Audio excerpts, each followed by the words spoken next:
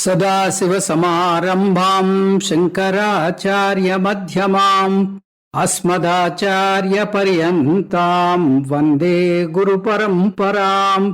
హరి ఓం శ్రీ గురుభ్యో నమః. హరి ఓం. ఇంతవరకు గురువుగారు కోసావనాత్మ, అనాత్మ అంటే ఏమిటి అని, మాయ అంటే ఏమిటి, అనాత్మ అంటే ఏమిటి, మూడు శరీరాలు, కోశ పంచకం, ఇవన్నీ చెప్పుకుంటూ వచ్చారు.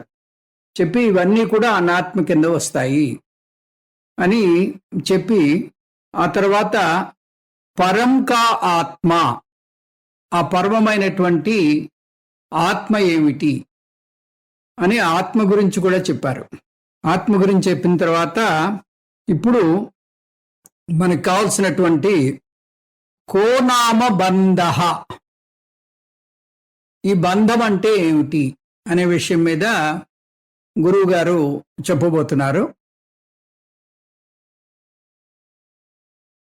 అత్ర అనాత్మని అహమితి మతి బంధయేషోస్య పుంసః ప్రాప్తో జ్ఞానాత్ జనన మరణ క్లేశ సంపాత హేతుః ఏనైవాయం వపురిదమసత్ సత్యమిత్యాత్మబుద్ధ్యా పుష్యతి ఉక్షతి అవతి విషయైః తంతుభిః కోశకృద్వత్. ఈ ఆత్మ అంటే ఏమిటో వివరిస్తున్నారు గురువుగారు. అదేమిటో చూద్దాం. అంటే శాస్త్రం ఆ అనాత్మ, మాయ, అజ్ఞానము, పరమాత్మల గురించి చర్చించింది. కానీ శిష్యుడు ఈ బంధం ఏమిటి అని కూడా ప్రశ్నించాడు. ఇంతవరకు ఆ ప్రశ్నకి సమాధానం ఇవ్వలేదు. కనుక ఈ శ్లోకంలో శాస్త్రం బంధం అంటే ఏమిటి అని వివరిస్తోంది. అత్ర అనాత్మని అహమితి మతి. అత్ర అంటే ఈ సందర్భంలో, అనాత్మని అంటే అనాత్మయందు, అహం ఇతి మతి, ఆత్మబుద్ధి కలిగి ఉండడమే. అంటే అనాత్మనే నేను అనుకోవడం.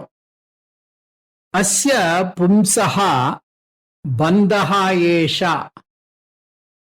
ఈ పురుషుడికి, ఈ జీవుడికి బంధం అంటే ఇదే. బంధం అంటే ఏమిటి? అత్ర అనాత్మని అహమితి మతి. ఏదైతే అనాత్మగా ఉందో, ఏదైతే ఆత్మ కాదో, ఆ ఆత్మ కాని దాన్ని ఆత్మ అనుకుంటున్నాడు. అలా అనుకోవడమే బంధము అని ఈ శ్లోకం చెప్తోంది. ఇది ఎందువల్ల వచ్చిందో కూడా చెప్తోంది. అజ్ఞానాత్ ప్రాప్తః, ఇది కేవలం అజ్ఞానం వల్ల మనకి సంప్రదిస్తోంది. జనన మరణ క్లేశ సంపాత హేతు, పుట్టడం, మరణించడం అనేటటువంటి దుఃఖభూయిష్టమైనటువంటి సంసారానికి కారణం ఇదే. కోశకృత్వత్ తంతుభిః ఏన ఏవ అయం, ఈ పట్టుపురుగు ఏ విధంగా అయితే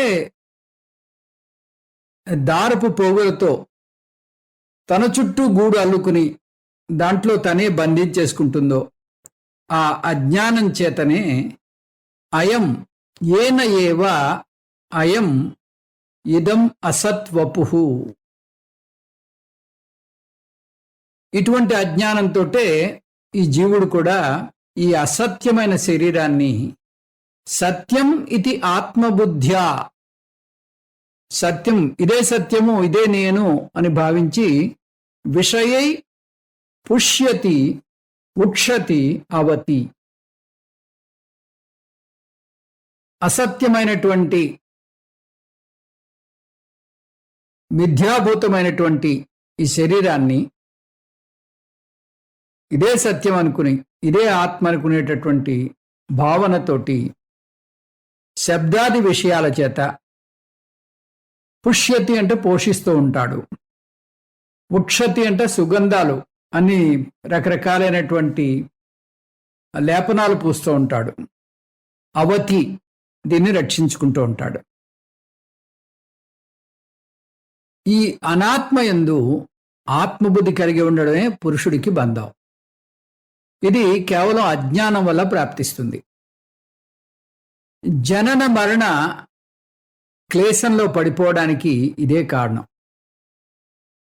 ఏ రకంగా అయితే పట్టుపురుగు ఆ పట్టుదారాల పోగుల్లో తనకు తానే చిక్కుకుని ఆ గూడు అల్లుకుంటుందో, అదేవిధంగా అజ్ఞానం చేత ఈ శరీరమే నేను అని భావించి దాన్ని పోషిస్తూ ఉంటాడు, సుగంధాలు పూస్తూ ఉంటాడు, రక్షిస్తూ ఉంటాడు. బంధం అంటే ఏమిటి అనే ప్రశ్నకి సమాధానం ఇస్తూ గురువుగారు చెప్తున్నారు. నేనేదైతే కాదో అదే నేను అనే భావనే బంధము. అంత ఆత్మ అని అనుకున్నప్పుడు అనాత్మయందు నేననే భావన ఎలా ఏర్పడుతుంది? సర్వం ఆత్మే అన్నది వాస్తవమే, కానీ అనాత్మ ఆత్మ కాదు. అనాత్మకు ఆత్మ అతీతమైనది. ఈ విధంగా ఆత్మను గుర్తించాలి. అప్పుడే ప్రతి వస్తువు ఆత్మ అవుతుంది. అంటే జగత్తంతా ఆత్మ ఉంది, కానీ జగత్తు ఆత్మ కాదు. జగత్తు అనాత్మ. ఆత్మ లేకుండా జగత్తు లేదు. ఆత్మకు కూడా కొన్ని లక్షణాలు ఉన్నట్టయితే అప్పుడు అది కూడా ఒక వస్తువు అయిపోతుంది. అది కూడా ఒక స్థూల వస్తువు అయిపోతుంది. సత్యము, జ్ఞానము, అనంతము అని చెప్తూ ఉంటాం కదా ఆత్మకి. ఇవి ఆత్మకి ఉన్నటువంటి గుణాలు కావు. అవి ఆత్మస్వరూపాన్ని సూచించేటటువంటి లక్షణావృత్తి అంటారు. అంటే ఇంప్లికేషన్. ఈ ఇంప్లికేషన్ ద్వారా, ఈ పదాల ద్వారా అవి వస్తువును బోధించి ఆ వస్తువులో లయమైపోతాయి. ఆ వస్తువును తెలిపి ఆ వస్తువులో లయమైపోతాయి. ఆత్మ అనాత్మలు రెండు ఒకే సత్తా కలిగి లేవు. ఆత్మ పారమార్థిక సత్తాలో ఉంటే అనాత్మ వ్యవహారిక సత్తాలో ఉంది. అనాత్మ పూర్తిగా ఆత్మ మీద ఆధారపడింది. అది మిథ్యారూపంతో ఉంది. అనాత్మ స్థూల సూక్ష్మ కారణ శరీరానందు నేను అనే భావన, అనాత్మ అయిన ఈ స్థూల సూక్ష్మ కారణ శరీరాలందు నేను అనేటటువంటి భావన ఒక భ్రమ. అది అన్ని సమస్యలకు కారణభూతమైనటువంటి భ్రమ. అదే సంసారాన్ని ఏర్పరుస్తోంది. అనాత్మను చూసామనుకోండి, అనాత్మ కాలానికి బద్ధమై ఉంటుంది, పరిచ్ఛిన్నంగా ఉంటుంది, వివిధ రకాలైనటువంటి దుఃఖాలకు లోనవుతూ ఉంటుంది. ఈ సమస్యలన్నీ ఆత్మ మీద ఆరోపించినట్టు అవుతుంది. అనంతమైనటువంటి ఆత్మని పరిచ్ఛిన్నం చేసినట్టు అయిపోతుంది. తర్వాత అనాత్మ అంటే ఈ మూడు శరీరాలతోటి రకరకాల కర్మలు చేస్తూ ఈ జీవి తిరుగుతూ ఉంటాడు. తిరిగి అనంతుడు అవ్వాలని ప్రయత్నం చేస్తూ ఉంటాడు. కానీ అది ఎన్నటికీ సాధ్యం కాదు. ఎందుకంటే ఈ పరిమితికి చెందినటువంటి సంసారంలో ఎంత చేసినా కూడా ఆ అనంతమైనటువంటి ఆత్మతోటి సమానం కావు. అది ఏం చేసినా అది పరిమితై ఉంటుంది. అది అనంతుణ్ణి చేయలేవు. ఈ జన్మ, తర్వాత మరణము, ఇలాగా అనేక రకాల దుఃఖాలతో ఉన్నటువంటి ఈ సంసారంలో పడి కొట్టుమిట్టాడుతూ ఉండడానికి కారణం నా యొక్క స్వరూపం ఏమిటో నేను తెలుసుకోలేక భ్రమలో పడిపోవడమే. ఇదే బంధము. జన్మించడం అనేది తల్లికి పిల్లకి ఇద్దరికీ బాధాకరమే. శైశవావస్థ అనేక బాధలు ఉంటాయి. మరణం కూడా భయంకరంగా ఉంటుంది. ఆ మరణము అనేటటువంటి ఆలోచనే భరించలేనిదిగా ఉంటుంది. ప్రతి వ్యక్తి మరణించకూడదు అని కోరుకుంటాడు, కానీ మరణించక తప్పదు. జన్మ మరణము దుఃఖాన్ని కలిగిస్తున్నాయి కనుక ఇది బంధము. మిథ్యారూపమైన దేహాన్ని సత్యంగా భావించడమే ఈ దుఃఖానికి కారణం. శరీరం మిథ్య, మనం చూస్తుండగానే మారిపోతూ ఉంటుంది. యవ్వనంలో మిసమిసలాడేటటువంటి శరీరం వృద్ధాప్యం రాగానే వడిలిపోతుంది, ముడతలు పడిపోతుంది, జుట్టు తెల్లబడిపోతుంది, పళ్ళు ఊడిపోతాయి. ఈ విధంగా రకరకాల మార్పులు వచ్చేస్తాయి. తన స్వరూపాన్ని సాక్షిగా బ్రహ్మగా ఎవరైతే గుర్తించరో అతను శరీరాన్ని తానుగా భావిస్తాడు. శరీరాన్ని తానుగా భావించడమే కాకుండా దాన్ని ఇంకా పుష్టిగా ఉండాలని చూస్తాడు. ఆరోగ్యంగా ఉంచడం కోసం వ్యాయామాలు, మర్దనలు చేస్తూ ఉంటాడు. అంతేకాదు, దాన్ని రక్షించుకోవడం కోసం అనేక జాగ్రత్తలు పడుతూ ఉంటాడు. అది నేను కనుక ఈ శరీరం ఇంకా కొనసాగాలి అని కోరుకుంటాడు. దాన్ని రక్షించడానికి ఏమి చేసినా అది వృద్ధాప్యానికి లోనవుతుంది. వృద్ధాప్యం రాకుండా ఎవ్వరూ ఆపలేరు. కాబట్టి దుఃఖాన్ని పొందుతాడు. విషయ భోగాలు అనుభవించడం ద్వారా ఈ దేహాన్ని ఆరోగ్యంగా ఉంచవచ్చు అని భావిస్తూ ఉంటాడు. కానీ మనం ఏది అనుభవిస్తున్నామో అదే మనని నాశనం చేస్తుంది. ఆహారం కొంత వయసు వరకు మనకి సహాయం చేస్తుంది. వయసు దాటాక అదే ఆహారం మనకి హాని చేస్తుంది.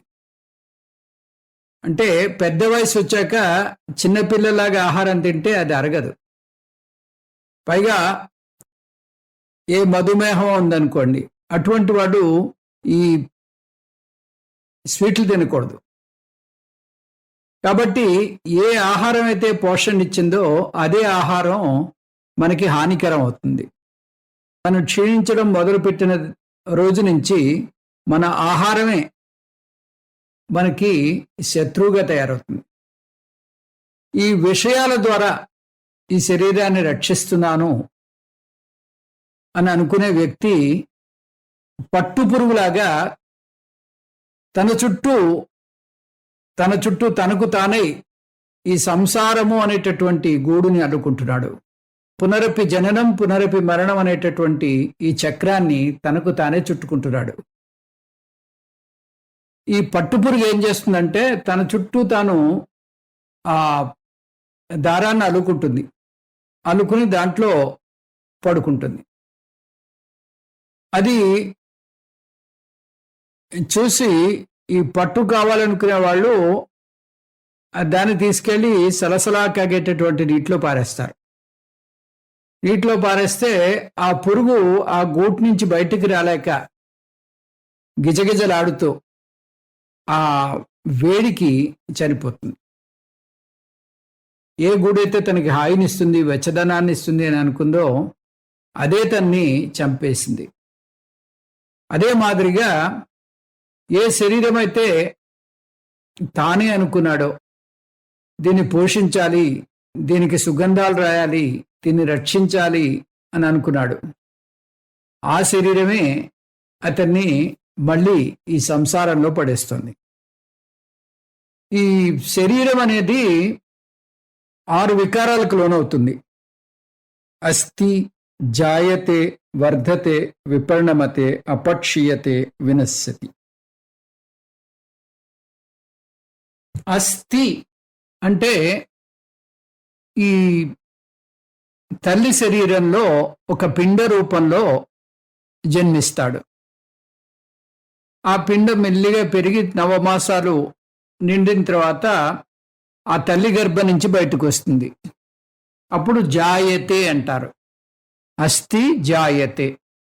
బయటకు వచ్చిన తర్వాత మెల్లిగా వృద్ధి చెందుతూ ఉంటాడు. 6 అడుగులు పొడుగైపోతాడు. వర్ధతే, అస్థి జాయతే వర్ధతే, విపరిణమతే. ఆ చిన్నప్పుడు ఉండేటటువంటి ఆకారం కాకుండా వాటిలో చాలా మార్పులు వచ్చేస్తాయి.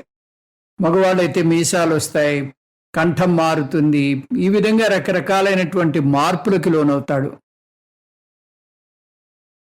అస్థి జాయతే వర్ధతే విపరిణమతే అపక్షీయతే. అపక్షీయత అంటే మెల్లిగా గ్రాఫ్ ఇంకా పడ్డం మొదలెడుతూ ఉంటుంది. అలా ఎదగడం ఎదగడం కొనసాగి ఒక వయస్సు వచ్చాక ఇంకా ఎదగడం ఆగిపోతుంది. ఆగిపోయి ఆ శరీరం క్షీణించడం మొదలెడుతుంది. దాన్ని అపక్షీయతే అంటారు. అలా క్షీణించి క్షీణించి ఒక రోజు ఎప్పుడైతే ఈ ప్రారంధం అంతా కూడా పూర్తయిపోయిందో అప్పుడు వినశ్యతి, ఈ శరీరం రాలిపోతుంది. ఇది ఈ శరీరానికి ఉన్నటువంటి 6 అవస్థలు. దీన్ని ఎవ్వరూ కూడా తప్పించుకోలేరు. ఎప్పుడైతే శరీరాన్ని నేను అనుకున్నాడో, నేను అనుకోవడం అంటే ఏమనుకుంటాడు, ఆత్మకు ఉండేటటువంటి లక్షణాలన్నీ శరీరానికి ఆపాదిస్తాడు. అది అక్కడ వచ్చినటువంటి సమస్య. ఈ శరీరం శాశ్వతంగా ఉండాలి, దీనికి ఎటువంటి రోగం రాకూడదు, ఈ 6 రకాల వికారాలు శరీరానికి రాకూడదు అని రకరకాలైనటువంటి ప్రయత్నాలు చేస్తూ ఉంటాడు. శరీరం అంటే శీర్యమాన అంటే శిథిలమైపోయేది. దేహం అంటే దహ్యయోగ్యమైనది, దహించడానికి యోగ్యమైనది దేహం. ఇవి డెఫినిషన్స్ శరీరానికి దేహానికి. అటువంటి దాన్ని పట్టుకుని అదే మనకి శాశ్వతము అన్నట్టుగా మనం వ్యవహారం చేస్తున్నాం. ఏదో ఒక రోజు దహించబడేది దేహము. శరీరం అంటే శిథిలమైపోయేది, ఇది నిర్వచనం. అదే శాశ్వతంగా ఉండాలి అని కోరుకుంటాడు జీవుడు. ఎందుకంటే ఆ భ్రాంతిలో ఉన్నాడు. ఆ శరీరమే నేను అనేటటువంటి ఆ భ్రాంతిలో అతను కొనసాగుతున్నాడు. ఇప్పుడు ఈ శరీరాన్ని మనకి పెర్మనెంట్గా ఉండాలి అని కోరికతోటి కాయకల్ప విద్య అని ఒకటి ఉంటుంది. ఆ కాయకల్ప విద్య వల్ల ఈ శరీరం శిథిలం కాకుండా ఇది కొన్ని యుగాల పాటు అలాగే కంటిన్యూ చేయొచ్చు అని చెప్తూ ఉంటారు. నిజానికి ఈ కాయకల్ప విద్య ఉన్నట్టయితే ఆ కాయకల్ప విద్యతో శరీరాన్ని నిలబెట్టుకున్నవాడు ఈరోజు కూడా ఉండాలి. ఎవరైతే ఈ కాయకల్ప విద్యను బోధిస్తారో వాళ్ళే లేరు. కాబట్టి ఈ శరీరం యొక్క లక్షణమే 7 రకాలైనటువంటి వికారాలు. అది తప్పనిసరిగా అది ప్రకృతి సిద్ధం, అది ప్రకృతి నియమించినటువంటి ఒక సూత్రం. దానికి ఆ ప్రకృతి నియమించినటువంటి ఒక విధి. 6 రకాలైనటువంటి వికారాలు లోనవాల్సిందే. మనకి పురాణంలో యయాతి తర్వాత దేవయాని అని ఒక కథ వస్తుంది. యయాతి అనేటటువంటి ఒక రాజు శుక్రాచార్యుడి యొక్క కూతురు దేవయాన్ని పెళ్ళాడతాడు. ఆ దేవయానిని పెళ్ళాడి అతను చాలా భోగలాలసత్వ జీవితంతో గడుపుతూ ఉంటాడు. శుక్రాచార్యుడికి అల్లుడి మీద కోపం వచ్చి, అల్లుడు తప్పు పని చేస్తున్నాడని తెలిసి అల్లుడి మీద కోపం వచ్చి అల్లుడిని ముసలివాడిగా అయిపోమని శపిస్తాడు. భోగ లాలసత్వానికి అలవాటు పడ్డ యయాతి దాన్ని తట్టుకోలేడు. మామగారైనటువంటి ఆ శుక్రాచార్యని పదే పదే వేడుకుంటాడు. అప్పుడు ఆ శుక్రాచార్యుడు తన శాప విమోచనానికి ఒక మార్గం చెప్తాడు. అదేమిటంటే తన కొడుకుల్లో ఎవరైనా తన యొక్క ఈ యవ్వనాన్ని ఈ యయాతికి ఇచ్చినట్టయితే అతనికి మళ్ళీ తిరిగి ఆ పోయినటువంటి యవ్వనం మళ్ళీ వెనక్కి వస్తుంది అని. తన కొడుకులను అడిగితే ఎవరు ఒప్పుకోరు. ఆఖరి కొడుకు ఒప్పుకుంటాడు. పురు అనేటటువంటి ఆ కొడుకు ఒప్పుకుంటాడు. ఆ పురు అనేటటువంటి తన కొడుకు యొక్క యవ్వనంతో ఈ యయాతి 1000 ఏళ్ళు చాలా ఈ భోగాలతోటి ఇంద్రియ లౌల్యంతో గడిపేస్తాడు. గడిపేసిన తర్వాత అతనికి మళ్ళీ వృద్ధాప్యం వస్తుంది. వృద్ధాప్యం వస్తే ఇంకా వృద్ధాప్యాన్ని తట్టుకోలేడు. అప్పుడు అతనికి చెప్తారు, ఇది ఈ శరీరం యొక్క ప్రకృతి లక్షణం, ఇది ఎవరూ తప్పించుకోలేరు అని చెప్పేసరికి అప్పుడు వైరాగ్యం వచ్చి అతను అరణ్యానికి వెళ్ళి మెల్లిగా ఈ రకమైనటువంటి వైరాగ్యంలో పడతాడు. ఇక్కడ ఈ శరీరం ఉక్షతి, తర్వాత ఈ శరీరాన్ని బాగా సేవలు చేస్తాడు, దీనికి అంతా రకరకాలైనటువంటి ఈ సుగంధ ద్రవ్యాలు వీటికి రాస్తాడు, తర్వాత వీటిని రక్షిస్తాడు అని చెప్పడంలో దీన్ని తప్పర్థం చేసుకోకూడదు. శరీరాన్ని కాపాడుకోవాలి. శరీరం అనేది మనకిచ్చినటువంటి ఒక వెహికల్ లాంటిది. దీన్ని మనం సద్వినియోగం చేసుకుని మన యొక్క ప్రయాణానికి అనువుగా మలుచుకోవాలి. అంతేగాని శరీరమే నేను అనేటటువంటి ఆ శరీర తాదాత్మ్యంలో ఉండకూడదు. ఆ శరీరం ఈ 6 వికారాలకి లోనైతే చెలించిపోకూడదు. ఎప్పుడైతే శరీరంతో మమేకం అయ్యాడో ఈ శరీరంలో వచ్చే మార్పును తట్టుకోలేడు. కాబట్టి ఈ శరీరాన్ని ప్యాంపర్ చేయొద్దు అంటుంది శాస్త్రం. అంతేగాని శరీరాన్ని నిర్లక్ష్యం చేయండి అని కాదు దీని అర్థం. శరీరాన్ని కాపాడుకోవాలి ప్రతివాడు. ఎందుకంటే శరీరం వల్లనే మనకి ఈ జీవితం, అంటే ఈ వేదాంత జీవితం లేదా ఆధ్యాత్మిక జీవితం సుగమంగా ఉంటుంది. అందుకే మనం ప్రతి ఉపనిషత్తు స్టార్ట్ చేసేటప్పుడు మనం శాంతి పాఠంలో ఆ దేవతల్ని మనం కోరేటటువంటి కోరిక ఏంటంటే, మా అవయవాలు అన్నీ కూడా సక్రమంగా ఉండేటట్టు చూడండి. మేము ఇప్పుడు వేదాంత అధ్యయనం చేయబోతున్నాం. ఈ అధ్యయనం పూర్తయ్యేంత వరకు మా శరీరాలకి, మా యొక్క అంగాలకి ఎటువంటి విఘాతం కలగకుండా, ఎటువంటి లోపం కలగకుండా వీటిని కాపాడవలసింది అని మనం ఆప్యాయంతు మమాంగాని అంటూ మనం కోరుతాం. ఇది ఇక్కడ తెలుసుకోవాల్సినటువంటి విషయం. అంతేగాని ఈ శరీరాన్ని నిర్లక్ష్యం చేసి దీన్ని అశ్రద్ధ చేయండి అని దీని ఉద్దేశం కాదు. ఈ బంధం ఎలా వచ్చింది? బంధం అంటే ఏంటో చెప్పారు. బంధం అంటే ఏమిటి? ఏదైతే నేను కాదో దాన్ని నేను అనుకోవడం వల్ల ఈ సంసార చక్రంలో పడిపోతున్నాడు, అదే బంధము అని చెప్పారు. ఈ బంధం ఎలా ఏర్పడిందండి అంటే దానికి సమాధానం ఇస్తున్నారు. అఖండ నిత్యాద్వయ బోధ శక్త్యా స్ఫురంతమాత్మానమనంత వైభవం సమావృణోత్యావృతి శక్తిరేష తమోమయీ రాహురివార్కబింబం.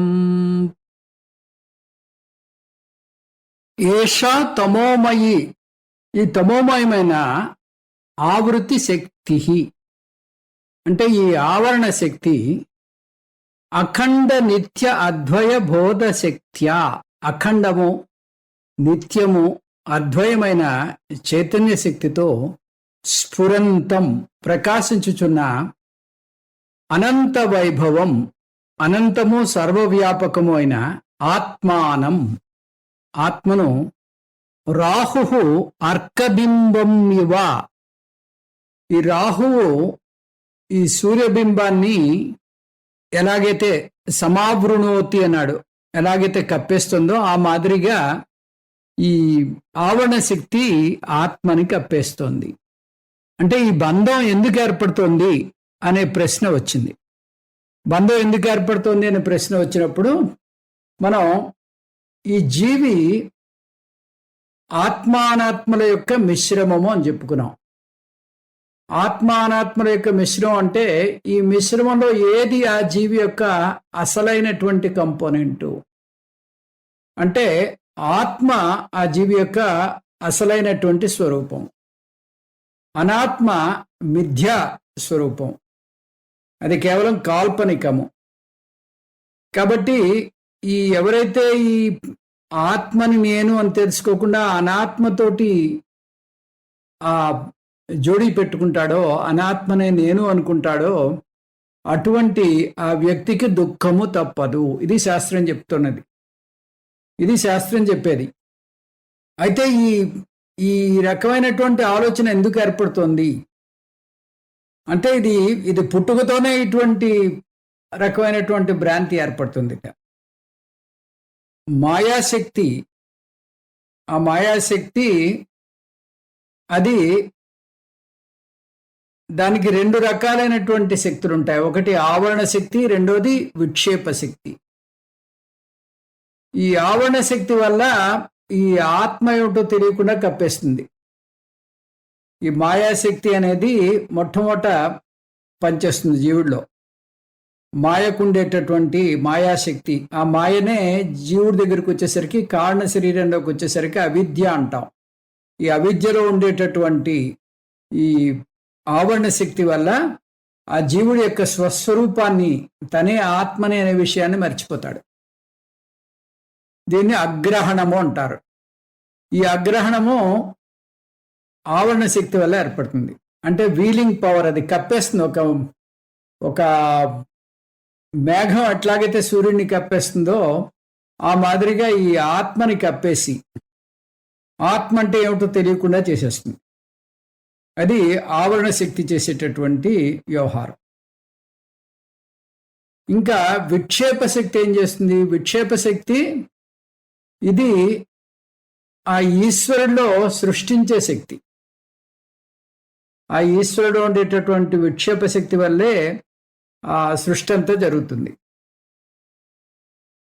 అయితే మరి జీవుడి యొక్క స్వస్వరూపాన్ని కప్పేస్తోంది కదా, అజ్ఞానంలో పడేస్తోంది కదా, ఆ అగ్రహణం జరుగుతుంది కదా, అలాగే ఈశ్వరుడు కూడా జరుగుతుందా అన్నట్టయితే ఈశ్వరుడికి ఎటువంటి అజ్ఞానము ఉండదు.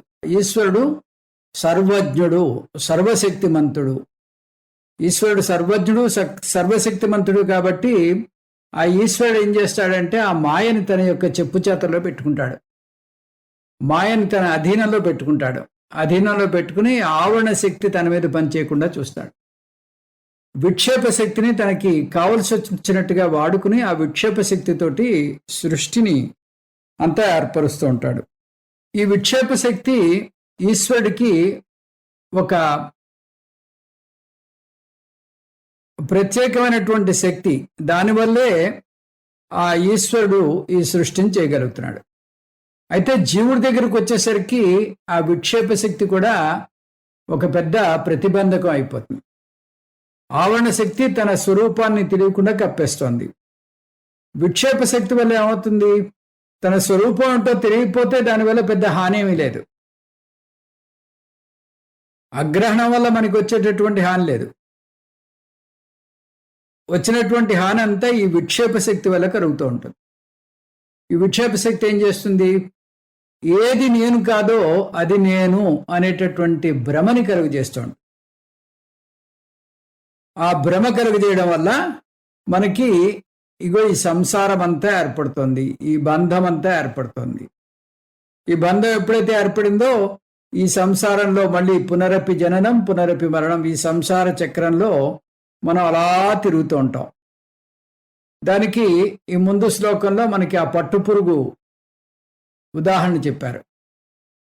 మరి ఇదే ఈ ఆవరణ శక్తి, విక్షేప శక్తి ఈ వ్యష్టిలో అంటే జీవిలో అవి ప్రతిబంధకంగా ఏర్పడుతున్నాయి. అవి ఆ జీవికి వ్యతిరేకంగా పనిచేస్తున్నాయి.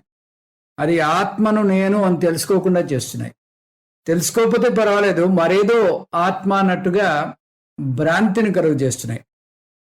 మరి ఇదే ఆ ఈశ్వరుడి దగ్గరికి కలగట్లేదా, ఈశ్వరుడికి రావట్లేదా? ఇటువంటి అజ్ఞానం ఈశ్వరుడికి లేదా అంటే ఈశ్వరుడు సర్వజ్ఞుడు, సర్వశక్తిమంతుడు. ఆయన మాయను తన చెప్పు చేతుల్లో పెట్టుకుని వ్యవహారం చేస్తూ ఉంటాడు. అదే జీవుడి దగ్గరికి వచ్చేసరికి మాయ చెప్పు చేతుల్లో జీవుడు ఉంటాడు. దీనికి మనం ఒక చక్కటి ఉదాహరణ చెప్పుకున్నాం భగవద్గీత నేర్చుకునేటప్పుడు.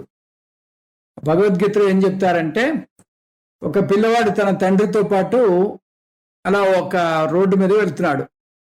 వెళ్తుంటే వాడికి ఆపోజిట్గా ఒక దొంగని బేడీలు వేసి ఓ పోలీస్ తీసుకొస్తుంటే ఈ పిల్లవాడికి కొంచెం వింతగా అనిపించింది.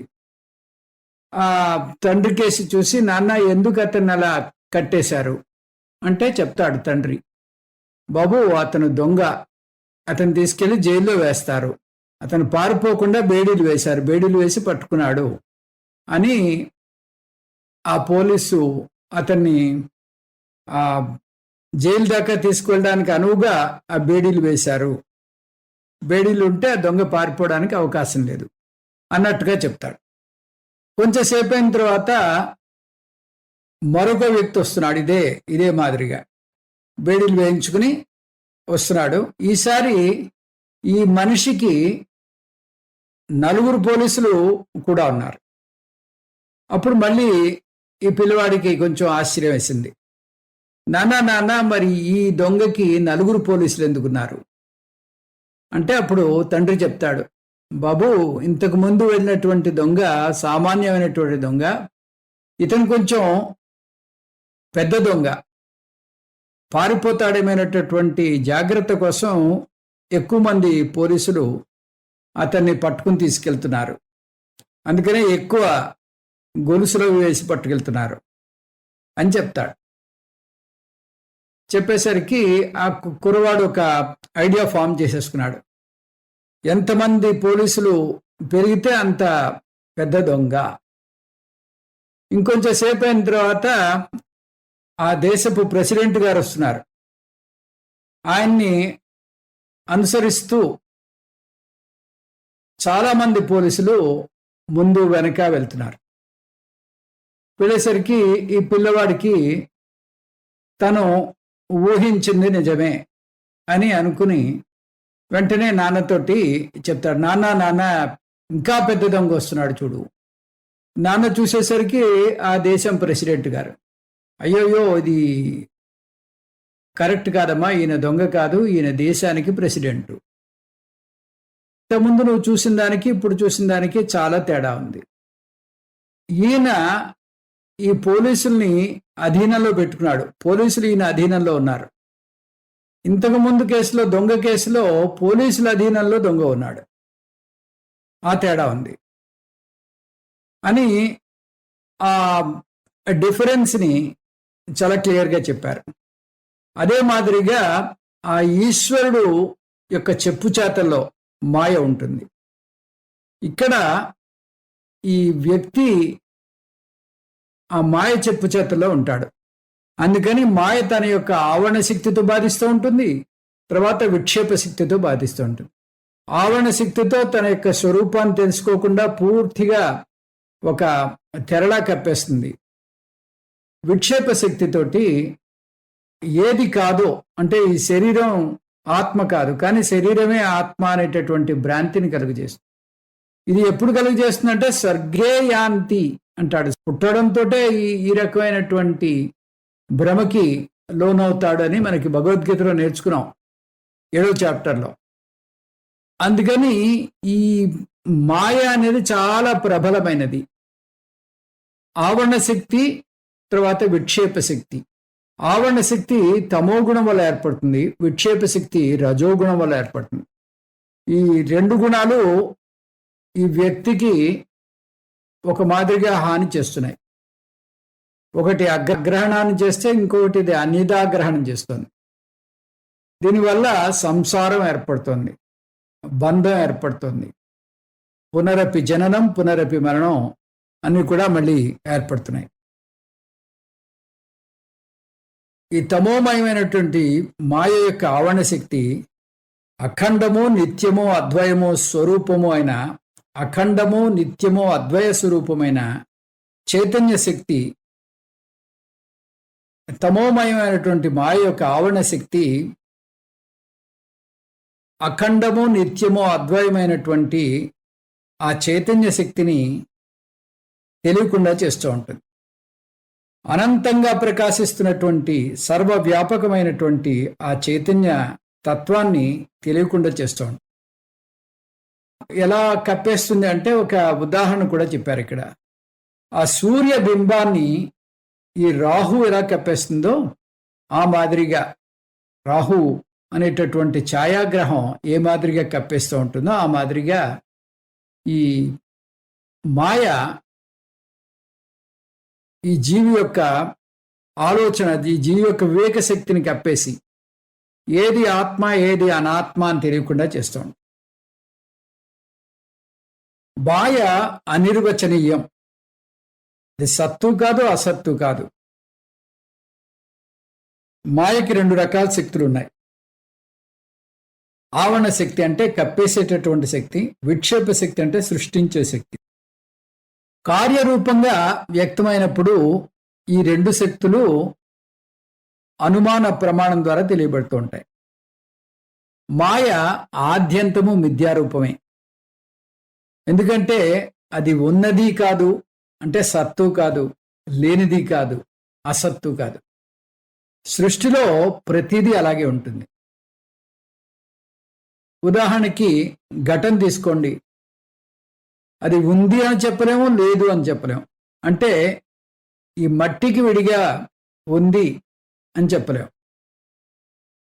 అలా లేదా అంటే మనకి ఆ ప్రయోజనాన్ని కలిగిస్తుంది, ఉపయోగించుకోవడానికి పనికొస్తుంది, నీళ్లు పట్టుకోవడానికి పనికొస్తుంది, కాబట్టి ఉందని చెప్తాం.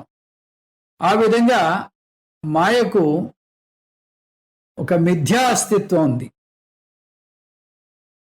ఈశ్వర దృష్టితో చూస్తే మాయా అనేటటువంటి పదాన్ని వాడతాం. ఈ అవ్యక్తానికే మాయా అనేటటువంటి పదాన్ని వాడతాం. జీవదృష్ట్యా చూస్తే అవిద్య అనేటటువంటి పదాన్ని వాడతాం. అంటే జీవదృష్ట్యా కారణ శరీరము, ఈశ్వరుని దృష్ట్యా కారణ ప్రపంచము. కారణ ప్రపంచమే మాయ, ఈ కారణ శరీరము అవిద్య. మాయ యొక్క ఆవరణ శక్తి ఈశ్వరుని కప్పివేయలేదు. ఎందువల్ల? ఈశ్వరుడు సర్వజ్ఞుడు కాబట్టి, సర్వశక్తిమంతుడు కాబట్టి. ఈశ్వరుడి దగ్గర ఒక విక్షేప శక్తి మాత్రమే పనిచేస్తుంది. ఆ విక్షేప శక్తిని అతని అదుపులో ఉంచి నడుపుతూ ఉంటాడు. జీవుడు ఈ 2 శక్తుల యొక్క వశంలో ఉంటాడు. ఆత్మ అఖండము, ఆత్మ నిత్యము. ఆత్మ ఆది అంతాలు లేనిది, అద్వయము.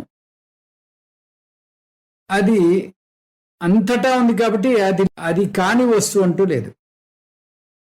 ఇంతటితోటి ఈరోజు మన వివేక చూడమని చర్చ ముగిసింది.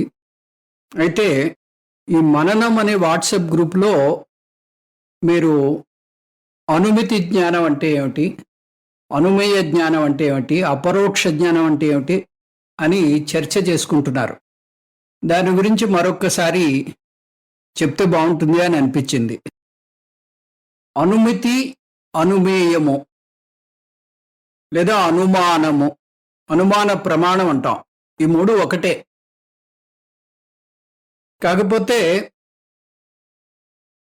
కాకపోతే ఈ వివేక చూడమణిలో మాయ గురించి చెప్పినప్పుడు అనుమేయము అని వాడాం. అదే ఆత్మ గురించి చెప్పినప్పుడు అనుమితి జ్ఞానము అని వాడాం. అనుమితి జ్ఞానము లేదా అనుమేయం అంటే ఇన్ఫరెన్స్. కొండ మీద మనకి పొగొస్తోంది. ఆ పొగను చూడగానే అక్కడ చెట్లు రాజుకుని బహుశా మంటలు వస్తూ ఉండవచ్చు, లేదా అక్కడ ఎవరైనా మంట వేసి ఉండవచ్చు అని ఒక నిర్ధారణకి మనం వస్తాం. ఈ రకమైనటువంటి ఆలోచనకి కారణం మనకి పూర్వ అనుభవం. పూర్వం ఆ కట్టెపొయ్యలు ఉండేవి. ఆ కట్టెపొయ్యల్లో మంట రగిల్చినప్పుడు పొగొస్తూ ఉండేది. ఆ అనుభవంతో అక్కడ పొగ రాగానే మంట ఉండి ఉండవచ్చు అని మనం ఒక విధమైనటువంటి, మనం కొండ మీదకి వెళ్ళి చూడలేదు, కొండ కిందే ఉన్నాం, అది చెప్తున్నాం. దీన్ని అనుమాన ప్రమాణం అంటారు. అలాగే దేవదత్తుడు పగటిపూట తింటలేదు, కానీ ఏమాత్రం చిక్కట్లేదు అని మనం తెలుసుకున్నప్పుడు ఇతను బహుశా రాత్రిపూట తినేస్తూ ఉండొచ్చు అని ఒక అభిప్రాయానికి వస్తాం. ఎందుకంటే పొగటిపూట తినకుండా రాత్రిపూట కూడా తినకుండా ఉంటే చిక్కిపోవాలి, కానీ చిక్కట్లేదు అంటే రాత్రిపూట తింటూ ఉండవచ్చు అని ఒక నిర్ధారణకు వస్తాం. అర్ధాపత్తిది. అర్ధాపత్తిని డబుల్ ఇన్ఫరెన్స్ అంటారు మన పూజ్య గురుదేవులు. రాత్రి బాగా గాఢ నిద్రపోయాం, పొద్దున్న లేచి కిటికీలోంచి చూడగానే రోడ్లన్నీ తడిసినట్టుగా ఉన్నాయి. అటువైపు నుంచి వాటర్ ట్యాంకర్స్ వెళ్ళినట్టుగా సూచనలు ఏమీ లేవు. వాటర్ ట్యాంకర్స్ వచ్చినా ఇంత భారీ ఎత్తున రోడ్లను తడపలేదు. కాబట్టి రాత్రి గట్టిగా వర్షం పడింది అని ఒక నిర్ధారణకు వస్తాం. దీన్నే అనుమతి జ్ఞానము లేదా అనుమేయము అంటాం. అంటే ఇన్ఫరెన్స్ ద్వారా ఒక విషయాన్ని తెలుసుకోవడం. సాక్షాత్తుగా ఆ విషయం మనకి కనిపించట్లేదు, కానీ ఇన్ఫరెన్స్ ద్వారా ఆ విషయాన్ని తెలుసుకున్నాం. ఈ మాయ గురించి మనం చెప్పాలి అంటే మనం సాక్షాత్తుగా మాయ మనకి కనిపించదు. అది సత్తు కాదు, అసత్తు కాదు. సత్ అసత్తులకి అనిర్వచనీయమైంది మాయ అని చెప్పుకున్నాం. అటువంటి అనిర్వచనీయమైనటువంటి మాయను సాక్షాత్తుగా మనం చూసి ఇది ఇలా ఉంటుంది అని చెప్పడం కష్టం. అది మారిపోతూ ఉంటుంది. వ్యక్తమైనప్పుడు ప్రపంచంలా ఉంది. ఒక చోట కొండలా ఉంది, ఒక చోట చెట్టులా ఉంది, ఒక చోట మనిషిలా ఉంది. ఇట్లా రకరకాలుగా అది వ్యక్తమవుతోంది. మారే తత్వం కలది. ఒకప్పుడు అవ్యక్తంగా ఉంటుంది, ఒకప్పుడు వ్యక్తమవుతూ ఉంటుంది. కాబట్టి దీన్ని మనం కేవలం ఒక ఇన్ఫరెన్స్ ద్వారా మాత్రమే మనం తెలుసుకోగలము. అదే అనుమేయ జ్ఞానము అని చెప్పాం, లేదా అనుమితి జ్ఞానం అని కూడా వాడచ్చు. ఇంకా ఆత్మ గురించి వచ్చినప్పుడు ఆత్మను కూడా సాక్షాత్తుగా మనం చూడలేం. నా చక్షుర్గచ్చతి నా వాగ్గచ్చతి అని చెప్పి మంత్రాలు వచ్చాయి మనకి. అందుకని దీన్ని మనం ఎలా తెలుసుకుంటామంటే 3 అవస్థల్లోనూ మనం పరిశీలించినట్టయితే జాగ్రత్త అవస్థలో మనస్సు పూర్తిగా వికసిస్తుంది. ఆ వికసించిన మనస్సుతోటి ఇక్కడ వ్యవహారం అంతా జరుగుతూ ఉంటుంది. స్థూల శరీర ప్రధానంగా జాగ్రత్త అవస్థ ఉంటుంది. ఇంకా సూక్ష్మ శరీర ప్రధానంగా ఈ స్వప్నావస్థ ఉంటుంది. అప్పుడు మనస్సు అర్ధముకుళితంగా ఉంటుంది. అది వాసనామయ ఈ సంస్కారాల్లోంచి మనకి స్వప్నం ఉత్పన్నం అవుతుంది. ఈ స్వప్నం మనకి వాసనల వల్ల ఏర్పడుతుంది. ఆ స్వప్నంలో ఉన్నప్పుడు స్వాప్నికుడు అదే నిజమా అన్నట్టుగా వ్యవహారం చేస్తూ ఉంటాడు. అయితే సుషుప్తి అవస్థలో మనస్సు దాదాపుగా ముడుచుకుపోతుంది. పూర్తిగా ముడుచుకుపోదు, దాదాపుగా ముడుచుకుపోతుంది. అటువంటి సమయంలో కూడా మనకి ఒక అనుభవం జరుగుతోంది. ఆ అనుభవం ఉందని మనకు తెలుస్తోంది.